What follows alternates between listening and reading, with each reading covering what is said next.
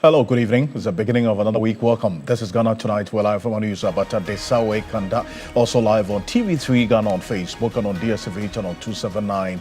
We're all across the world on 3news.com. I am Alfred Okanse. Tonight, Ministry for the Interior takes interest in claims of assassination attempts on the special prosecutor and assault on the Director of Strategy and Communications at the OSP and orders a probe. What form should this probe take, especially when this is just coming? Until 2 days ago, we did not know of this event. So stay with us. We've got details for you. Also, Parliament officially notifies the Electoral Commission of Ghana of a vacancy in Parliament following the Tamale High Court annulling the Kpandai parliamentary elections and ordering a rerun. We're live tonight. Stay with us. We're taking you on a journey to the Kpandai constituency live here on Ghana Tonight as we assess the security situation as well. Also coming up, security situation in Benin tonight and the sub-region following an attempted coup in Benin days after the unrest in Guinea-Bissau.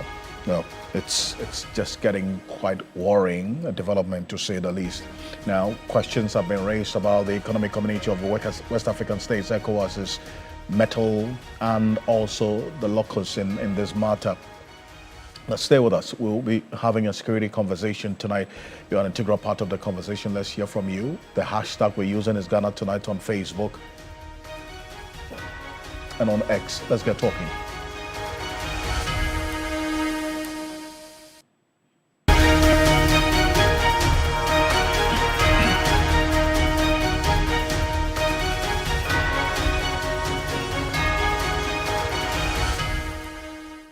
Well, let's settle for Ghana Briefs.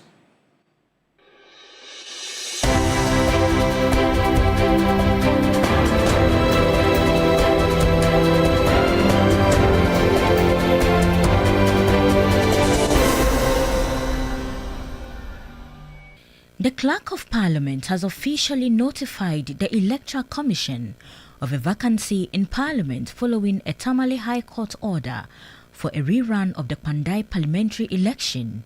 In a letter dated December 4, 2025, Clerk to Parliament Ebenezer Ahuma Jitro informed EC Chairperson Jane Mensah that the vacancy resulted from the court's directive for a fresh parliamentary election in the constituency.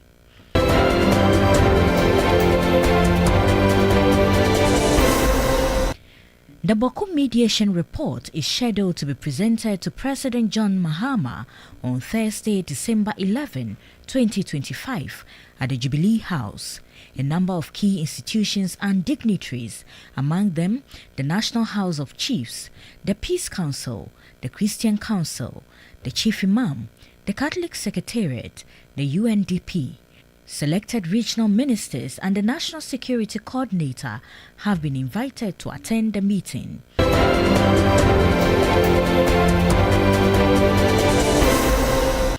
The Trades Union Congress is demanding an immediate suspension of the latest utility tariff increases, warning the government to halt the move or face strong resistance from organized labor. Secretary General of Trades Union Congress Joshua Ansah was addressing a news conference in Accra.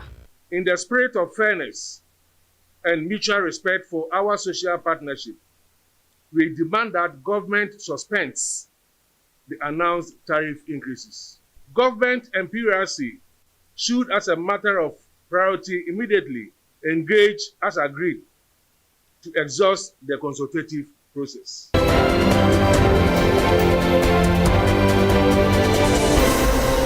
The minority in Parliament is calling for the immediate reversal of the recent utility tariff hikes, describing it as insensitive.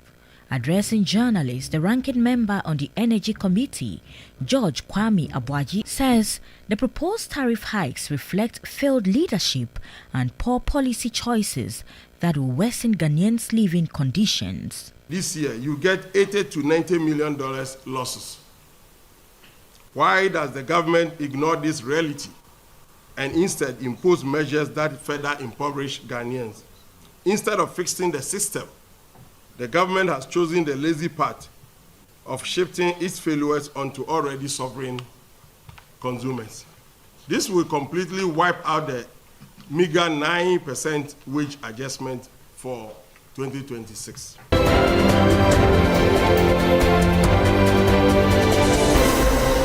The fight against illegal mining in the Western region has entered a new phase, with a focus on the complete removal of all Shamfang machines to restore the Ankobra River.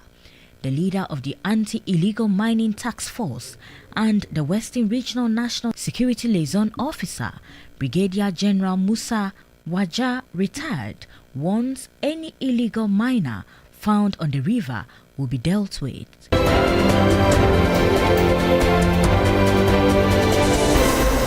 Black Stars midfielder Mohamed Kudus has stated that he is looking forward to facing England at the 2026 World Cup.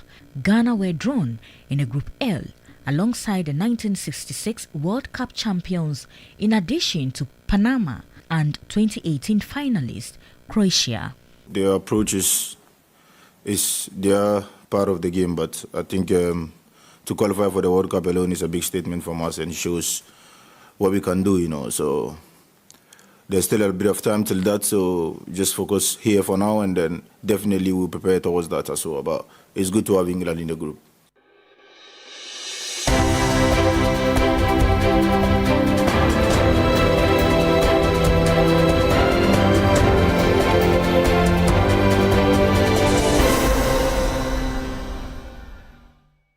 It's more news on 3news.com. Make some time and visit 3news.com. And this is Ghana Tonight. We're live on 3 FM 92.7. Also on TV3 Ghana on Facebook and on DSTV channel 279. We're all across the world on 3news.com. We're also on 3 News on YouTube. As always, proudly brought to you by Flamingo Paint, Simply Superior, Sasson Sessa Spray, and Qualcomm Tum Preco. Coming up next year on Ghana Tonight. The Interior Ministry has ordered a probe into the alleged attacks on top officials. That's the OSP, that's the Office of the Special Prosecutor. Now, so what form will this investigation take? And a number of questions that we'll be hearing from a member of the Defense and Interior Committee of Parliament and also a security analyst, because a number of questions that really this brings up, you know, because, and we're going to recall exactly what Sami Dakon, a private legal practitioner, Director of Strategy and Communications at the Office of Special Prosecutor, said over the weekend on Joy FM. Now, this is it. He had indicated that the Office of the Special Prosecutor has been receiving quite a number of attacks, including the claim of 2 assassination attempts that have been made on the Special Prosecutor, Kese Jabin. Now, these claims, the Ministry of the Interior has ordered, it's taken it quite seriously, ordered an investigation to authenticate the veracity or otherwise of this statement by Sami Dakon. Now, we'll get into the details of the statement from the Interior Ministry shortly, but first, just for the uninitiated, let's take a listen to Sami Dakon, what exactly he said. Take a look. Why did you insist that we should not disclose the person's identity?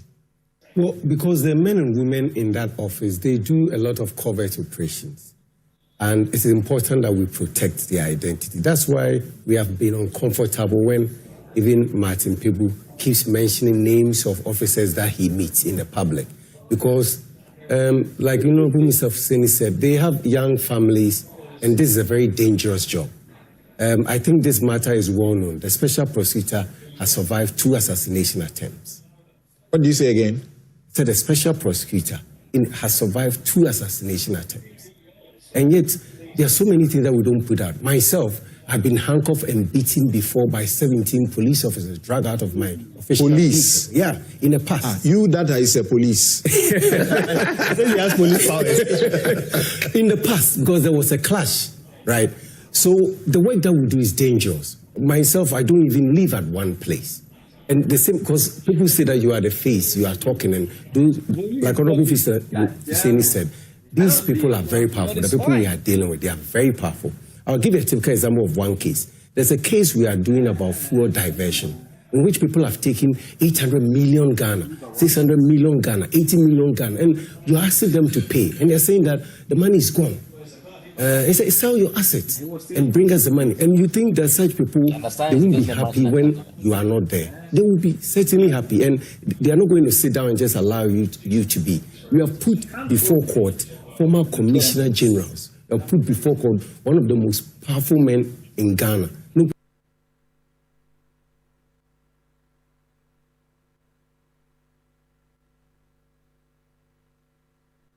Nobody could sack him. And these are very powerful people we are going after. So if you allow our officers' names to be all over the place, they may not be able to do the work that they have to do. So sometimes the public should understand. OSP has suffered 2 assassination attempts, and the people don't know one of Martin's concerns. How come the people don't know this? Because some of these matters are treated at the highest level. But I do understand, and sometimes for national security purposes, I was not supposed to even say this. Is anybody being investigated over these assassination attempts? There have been investigations in the past. There have been investigations in the past. But the point I want to make... Not in the past. It should be ongoing, and that's... You are looking for somebody to be responsible for this... there have been investigations. What form did this take? Sorry. Well, so that's Sami Dakon then. You heard him quite clear in his words. That's on over the weekend on Joy FM. He's indicated that there has been investigations. That's number one. And then also the fact that, well, this has been reported. Well, what we did not hear from him is when exactly this happened. Well, the Interior Ministry took this quite seriously. They have launched already some steps to answer the unanswered questions around this statement that Sami Dakon made over the weekend. And they put out a statement. This is from the Interior Ministry. Portions of it reads, the initial contacts with Kpandai Jabing, the OSP, have revealed that indeed the assassination attempts on him, as claimed, happened. It did happen before this year. Before this year. That's number one.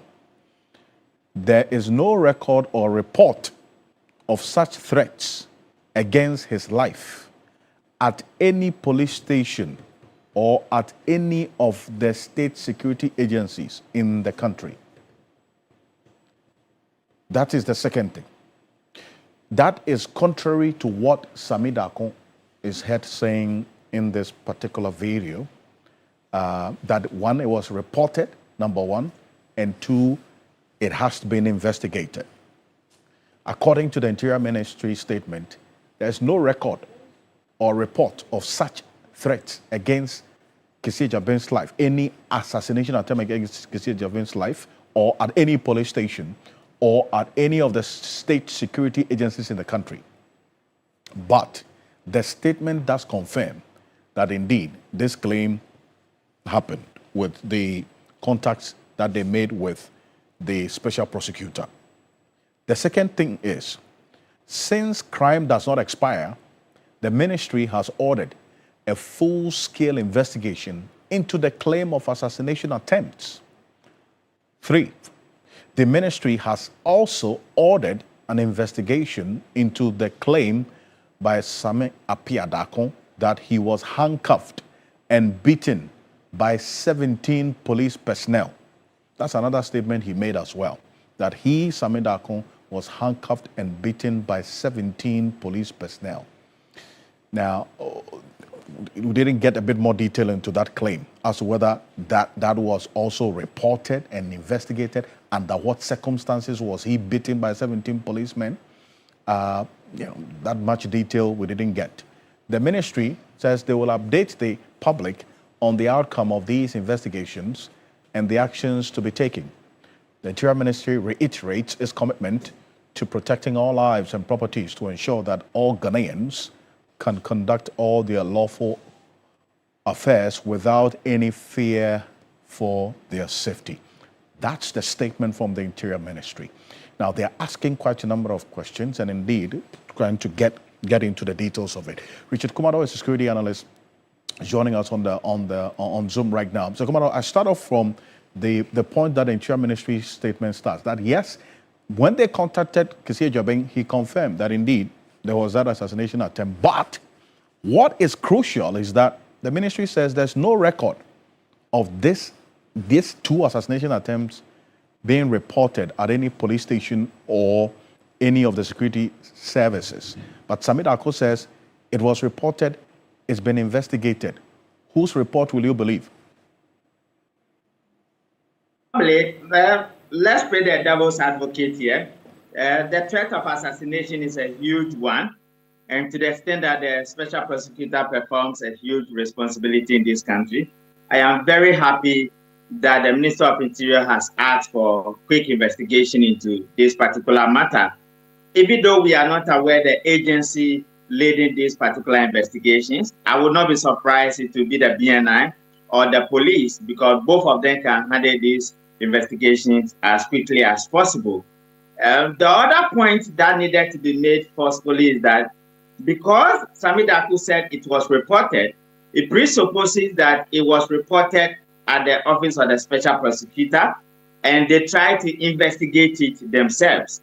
But the standard procedure is that to the extent that he decided to make it public, then they should have reported it with the police so that the police would have looked at it and find out who are those behind these particular attacks. Especially when Samit Ako said that he has been emphatically handcuffed and beaten by 17 police officers. This must be officers who are alive, and finding them would be difficult at all. So then back to investigation. The investigation agencies, particularly the police and the BNI, will do the usual three things.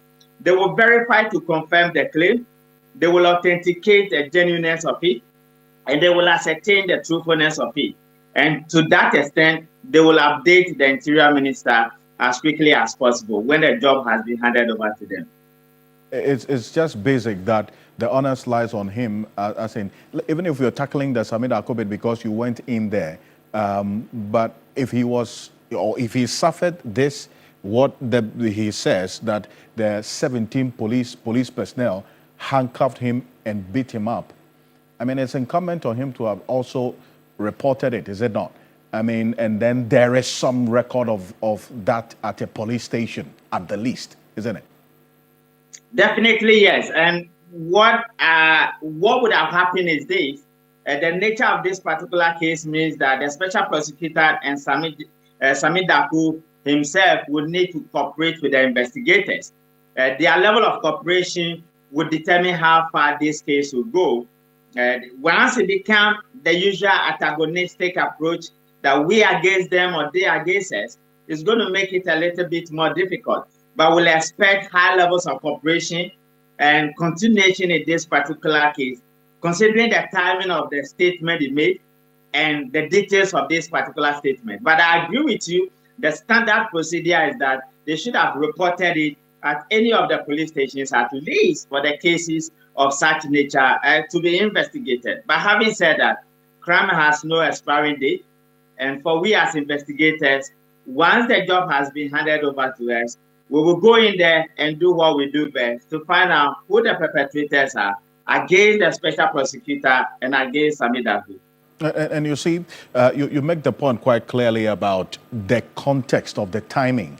This is coming at a time when the special prosecutor is facing, some heat, right? And so beyond it, coming across as though it is to point us to how much work the special prosecutor is doing, reason why he's even getting the others to try and assassinate him, right? That means he's doing something good. And then the director as well saying, well, because of the work we've been doing, look at what policemen are doing to us. I mean, beyond the context of the timing of this statement now being made public, because until now we didn't know that there's been some 2 assassination attempts. The ministry confirms that this happened not this year, but previous years gone by, right? So it's not a current situation, right? That's number one. But then again, we're getting to know this publicly now at a time when the OSP is under some heat. How does that get to you? Definitely. You could see propaganda, you could see politics in there. And that is why when it veered into the political arena, the Minister of Interior, who is also a politician, came out quickly to say that his initial contact proved that this assassination attempt did not happen this year. That is to clear his name, that it wasn't under his tenure. But we are investigators. We knew, or we were taught, that the level of the job we do or the nature of the job we find ourselves in come with some level of risk. That is why your personal security is your personal responsibility. We have also been taught to be professional, and professional here means that both your conduct and your actions have to prove to themselves. Anytime you have your conduct right and you do not have your actions right, you cannot be said to be professional. And I think from the publications and from the front lines of the Special Prosecutor's Office, they have come under heat and the pressure is getting to them. And it is usual, even if you read from my latest book on criminal behavior, corporate crime, and investigations, some of their actions are beginning to show that they have come under pressure because results are not forthcoming and a lot of heat is being poured on them. My only humble advice to them is that they should stop the public engagement, they should stop the public publicity and focus and get a job done. Other than that, the optics are not looking too good for them. And putting out the statements in the manner he did and on the platform he chose and within the time period when there are petitions to get the OSP out of his office, it doesn't look too good for them. And that level of publicity might be doing them more harm than the intended purposes. Of publicity that you say, because that's how you look at things. The Interior Ministry says, look, crime has no expiry date, so we're going to look into this. What are the areas of importance that you see this path that the Interior Ministry is taking going to focus on in terms of investigation? Number one, they would need a background of this particular assassination attempt, so the special prosecutor will have to cooperate with them and will have to give a statement.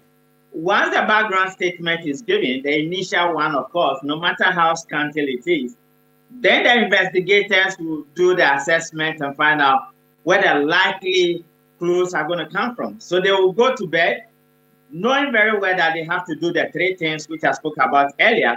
They will have to verify to confirm the key highlights of the special prosecutor's statement, whether oral or verbal or written. Then they will have to authenticate the truthfulness of it and ascertain the genuineness of what he's talking about.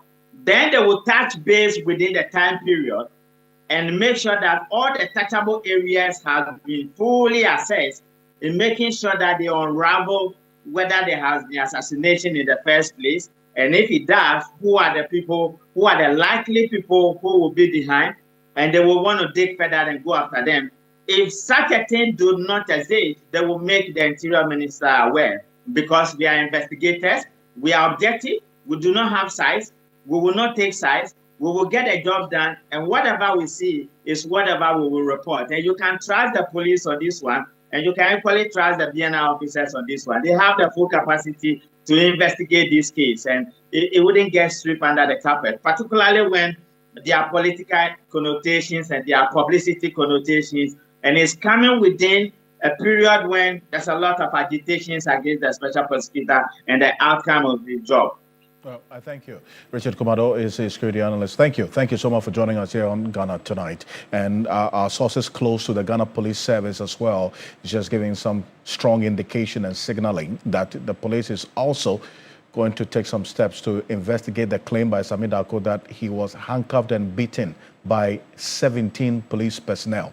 That's an issue that, from our sources close to the top hierarchy of the Ghana Police Service, they've taken quite seriously as well. So this is one to watch in the coming days, because the Interior Ministry has also given that assurance. It's good. They're going to be updating us on their investigations into this issue of assassination attempt on the OSP in the coming days. So stay with us.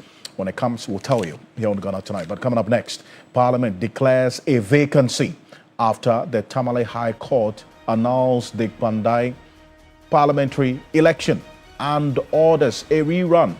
Well, that's the development in the Kpandai constituency. A very, very, very interesting development indeed. We're going to get into it shortly. The clerk to Parliament has officially notified the Electoral Commission of a vacancy after the Tamale High Court ordered for a rerun of the Kpandai parliamentary elections. That's what's happening right now. We're going to show you a statement which we got a copy of earlier this evening. But before that, I'll tell you also about what is going to be happening in the constituency, because tonight we'll take you live to the constituency shortly. Stanley Nible, who is my colleague in the Kpandai constituency, has been spending quite some time there. In fact, he went there ahead of today in this development that we're getting this evening. But this is the statement that came through, and this is it. Occurrence of vacancy in the membership of Parliament. This is Parliament's notification to the Electoral Commission. It says, in exercise of the power conferred and the duty imposed on the clerk to Parliament by Article 1125 as amended of the 1992 Constitution of the Republic of Ghana as amended, Ebenezer Ahuma Jethro, the clerk to Parliament, do hereby formally notify you of the occurrence of a vacancy in the membership of Parliament occasioned by the order of the High Court, Tamale, for a rerun of the Kpandai parliamentary elections, given on the 24th day of November 2025. This is it. Now, this notification is pursuant to the service of a court order on the clerk to Parliament as the fourth respondent in the suit numbered NRTLHC, that's the Northern Region Tamale High Court. Accordingly, notice is hereby given.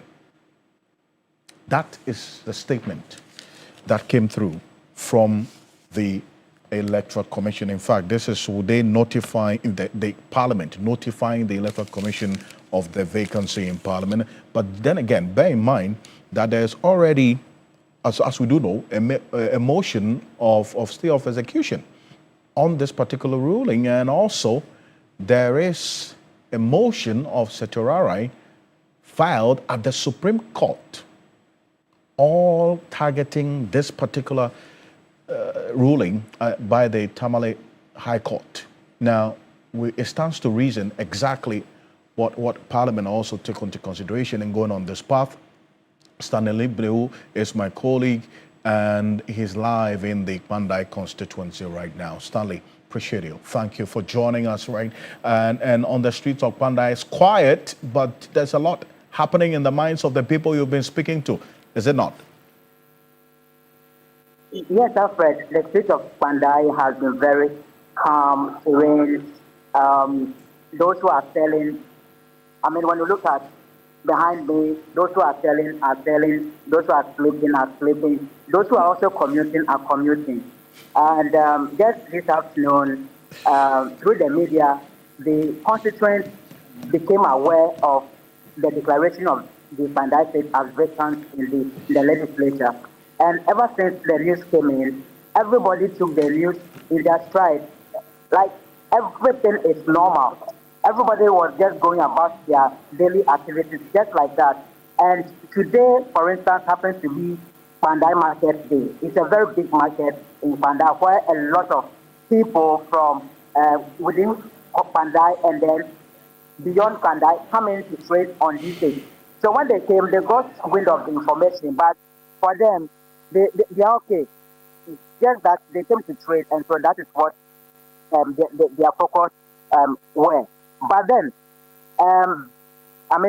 behind this calmness of the people of Kpandai, there is also a simmering tension that is, among key or staunch supporters of the key candidates. The two candidates, that is the NDC candidate, Daniel Insala Wapa, and then the NPP candidate as well, Martin Yindam. And this actually started right from the day the Tamale High Court actually came out with the verdict that order that there should be a rerun within 30 days in the Kpandai district. And this has been the challenge of Kpandai. But then, today, something actually happened where some tribal chiefs of Kpandai, they came together. They were made up of the Kokomet. In Kpandai, the Kokomet tribe is the biggest tribe in Kpandai, and both the NDC candidate and the MPP candidate are all hailing from this Kukumba tribe. And then there are also minority tribes like the Basari, there is the Chokosi, there is the Chumbru, there is the Kotokole I've mentioned. They all came together to address the media, and their message was very clear. They don't want any rerun because they think that there is already a simmering tension, and if issues are not handled very well, it can degenerate into chaos. According to them, 33 years ago, there was a tribal conflict here in Kpandai, and they don't want such issues to occur again in the district. And so that has been their challenge with this rerun that the court had actually ordered for it to take place. Right. We can listen to that. Perfect. Let's hear the chiefs that you referenced at that press conference earlier today. Take a look. We, the chiefs, respectfully are calling on the president and all stakeholders to ensure that the will of the people of Kpandai constituency is duly respected regarding the 2024 parliamentary elections. We and our subject gathered here today are a mix of sympathizers of both NDC and MPP and would want to live in peace.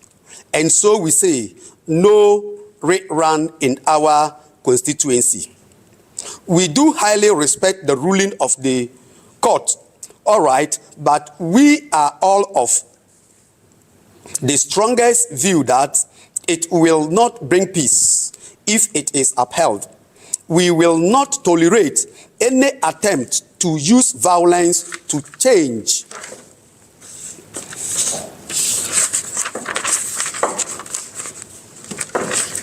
or overturn the verdict of the people of Kpandai. We respectfully request Honorable Daniel Nsalawakbal to hold his breath on the matter. If he wants Kpandai to remain peaceful, he should respect our opinion on the matter. We humbly request of him to prepare and come back in 2028 to contest and campaign in a peaceful atmosphere. So that's one of the sub-chiefs there. Stanley, stay with me because I have Rashid Tanko Computer, who is the acting director of elections for and IT for the NDC, also the CEO of GEFEC, is joining us right now. So Tanko, thank you for joining us on Ghana Tonight. Let me say good evening to you, Alfred, and your cherished viewers across the globe. You heard one of the chiefs who addressed the press conference. He says, well, they want peace. He's appealing to your candidate to prepare and come back in 2028. They don't want any rerun. They said they are both sympathizers of MPP and NDC. My brother. Yes. There was no single NDC person there. How did you know? This I know I know the place very well. It's an environment I know very well. All the people who saw it, I can address them one after the other. I know them. They are dying with MPP. You know that they are MPP. How do you confirm this? I know them very well. Really? You know, I know that I've been a director of election for Northern Region for more than 12 years. Indeed. And Kpandai was one of the constituencies I operated very well. But that constituency, I held primaries for that constituency since 2004. Right. So it's an area I know very well, and I know everybody there. I know all the remnants of political activists in that constituency. The people who spoke are not executives of MPP. They are chiefs in the area. Alfred. Traditional chiefs in the area. Alfred, this country is governed by rule of law. Yes, it's governed by rule of law. This matter went to court in January 2025, and it transversed up to November. Where were those chiefs? Didn't they know that the matter in court was going to be ruled, and definitely somebody was going to emerge winner in the court? Didn't they know that? And they didn't know the implication of the court action, the process that was going through. After we've gone past this, I mean, this primary school propaganda, they should stop it. We've gone past those kind of things. I see. You call the appeal by the chiefs in the area as primary school propaganda? Oh, of course, Alfred, what do you expect? I mean, I said this country is governed by rule of law. Chieftaincy institution is recognized by our constitution. And it is the same constitution that recognizes our judiciary. And the judiciary is, in fact, the bulwark of our democracy. The judiciary is the one that interprets the constitution. And therefore, every Tom, Dick, and Harry, the president is not even above the law of this country. The president, who is the #1 citizen of this country, is not above the law. So if the judiciary comes out with a decision, nobody. There are several ways you can decide, go against the decision of the judiciary by going for appeal. That is why that option was given to Nyindam. Yes. Nyindam has also gone to the former MP.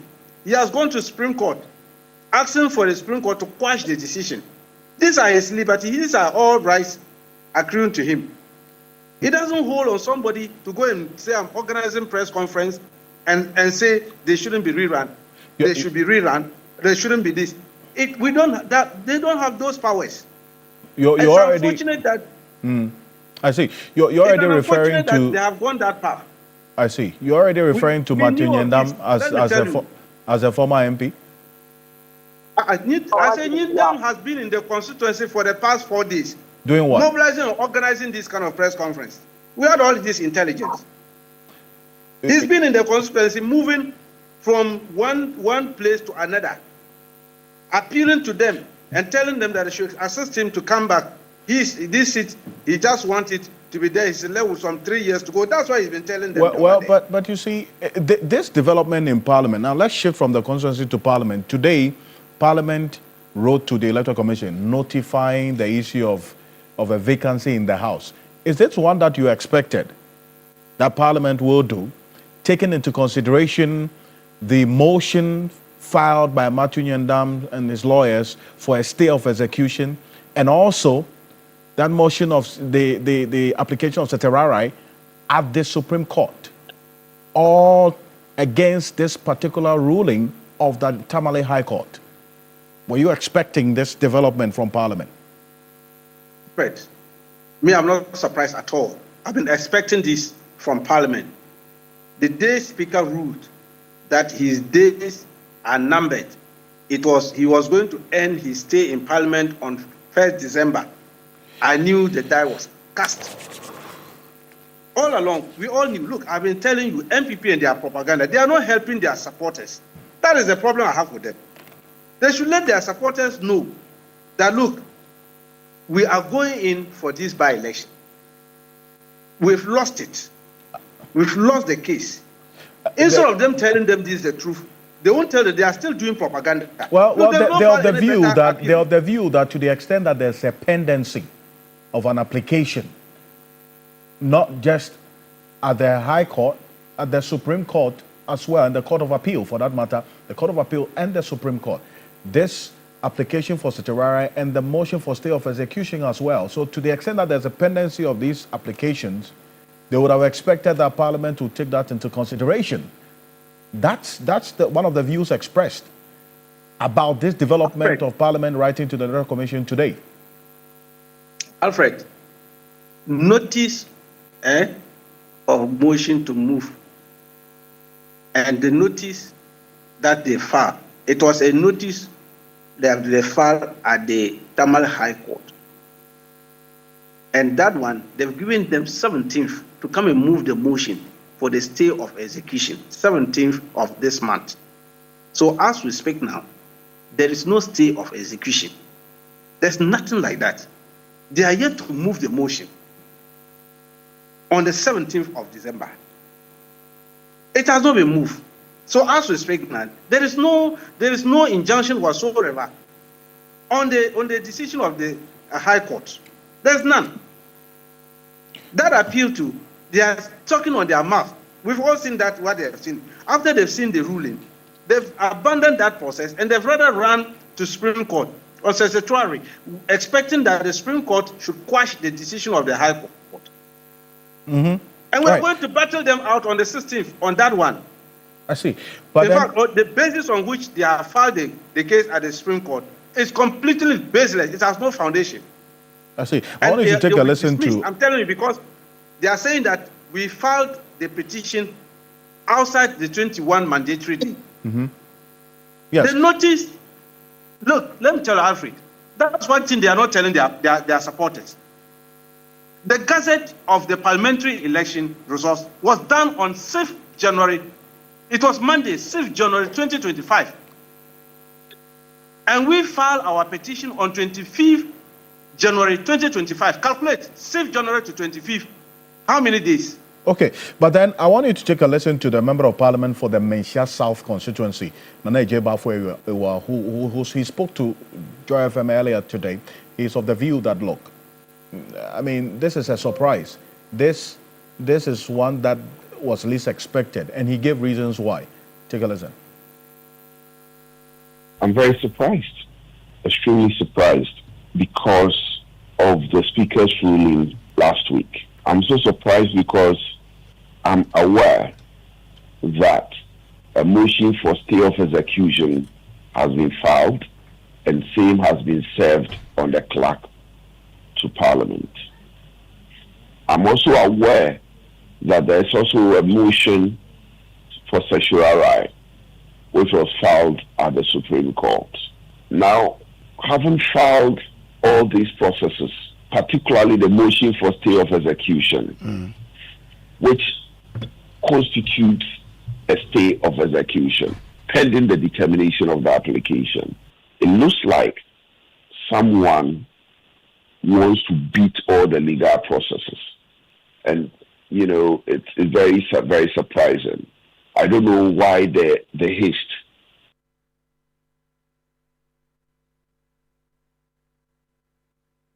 It's the legal process. Quickly. Hello, Rashid Tango, can you hear us? Hello, yes, Alfred. It's very clear. I'm saying that it was a notice that they have put in there.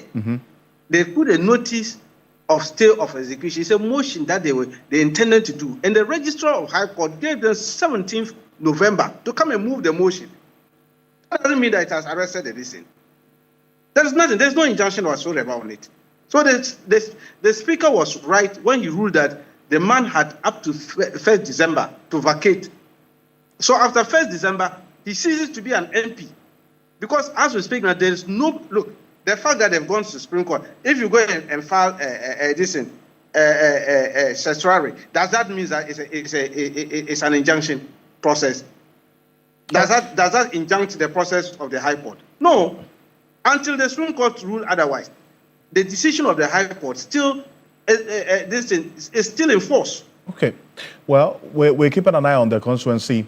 It's a place to watch because there's already some activity politically. I can assure you, we are ready. We are ready as a political party, NDC, we are ready. Okay. In fact, we are battle ready. As we speak now, I have our team but in Kpandai. But I don't know if you're aware that your opponents are already on the ground doing some engagements. Are you aware of this? Yes, I'm aware. That's what I'm saying. The Nyindam had been in the constituency for the past 4 days, moving from community to community. Okay.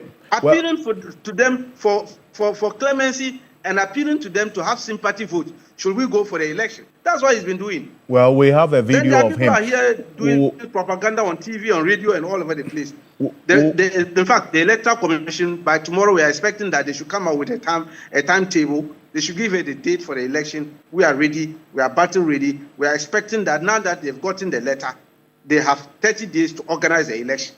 Okay, Rashid. And so we are expecting that they come out and give it the date. Thank you very much for joining us. He's the Acting Director of IT and Elections for the NDC, Rashid Tanko Computer, CEO of GIFEC there. And Stanley, quickly, you caught some activity by the NPP in the constituency, right? What exactly is happening? Yeah, so Alfred, I must say that both the candidates for the NDC, Daniel Nsalawapa and Martin Nyindam for the NPP, they are all currently in the constituency. Yesterday, for instance, Daniel Nsalawapa, which is the candidate for the NDC, had a radio engagement to explain to his constituents what the real situation is on the ground. And today, this evening, Martin Lindam also took his turn at the same radio station to also explain issues to his candidates or followers as well. But this afternoon, there is a party machinery from Accra, led by JFK, that's Justin Frimpong, the General Secretary of the NPP. He led a delegation, and then some regional executives of the NPP from Tamale also to this constituency to engage the supporters. And for JFK. Right. So Stanley, let's listen to him because we have that video of Justin Frimpong, the General Secretary of the NPP, and Matthew Nyandama as well. Take a look. But never say a say, Sepa say a better nasi. I'm on my way of chrono build because Yahoo say, College Center no, or one say, Nema Nina, but Yakacha boys is a mobile and Yahe. As I said, Obe Jinaso, not Obe Akabe, Maye or how.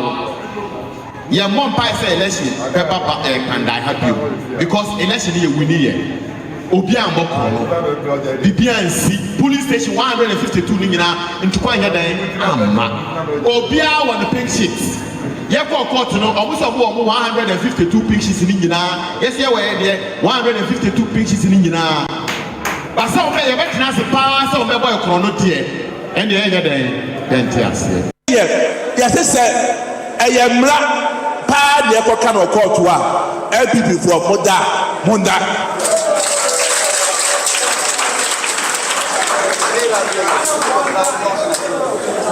Never,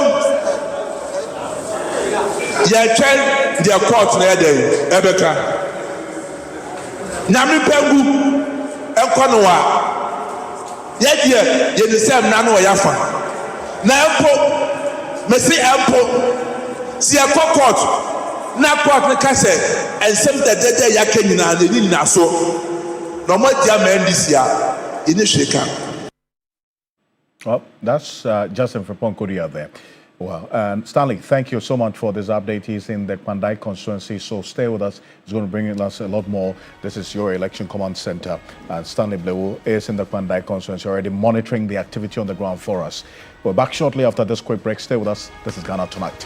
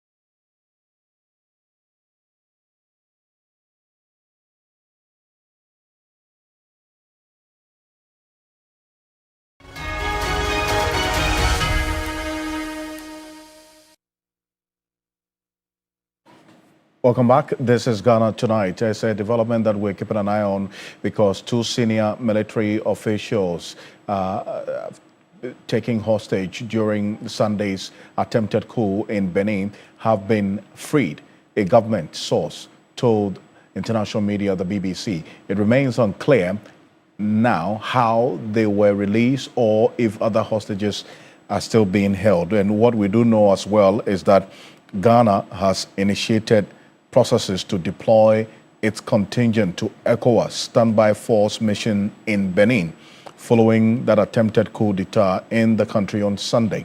This move aligns with the directives issued by the chair of the Economic Community of West African States, an authority of heads of state and government, for the immediate deployment of elements of the ECOWAS standby force to Cotonou.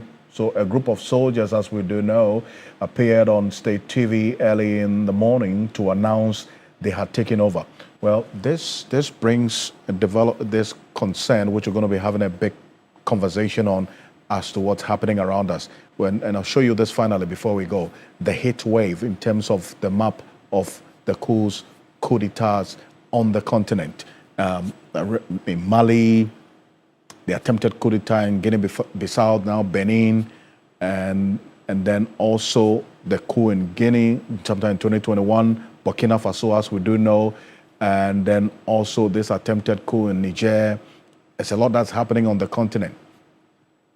So how should we also be looking at this? Apart from the security preparation, what other matters should be of concern to us as a country, taking into consideration what is happening around us? Well, that's it for Ghana Tonight. Tomorrow, we dig deep into this matter. We connect with a colleague journalist in Benin as well to give us a feel of what's happening in the country. On behalf of the rest of the team, we do appreciate your company. I am Alfred Okonse. Have a good night.